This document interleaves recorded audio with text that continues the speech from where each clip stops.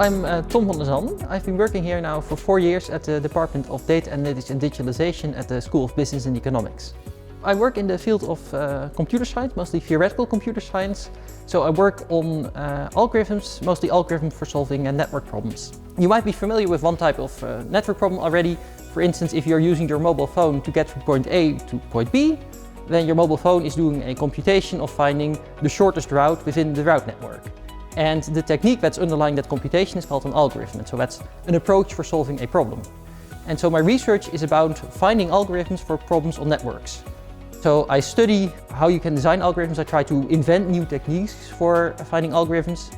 And I also study the fundamental limits of computation.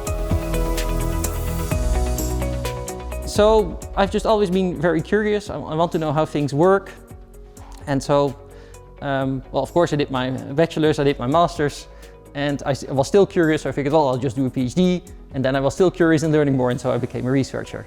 But I didn't start out with the idea, okay, I'm going to study, and in the end I want to become a researcher.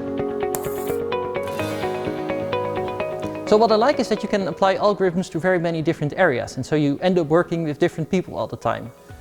So for instance, I've worked with PostNL for the parcel deliveries. They wanted to figure out, okay, we have these trucks which are driving through the Netherlands with lots of packages, and well, what's the most efficient way that we can arrange these shipments?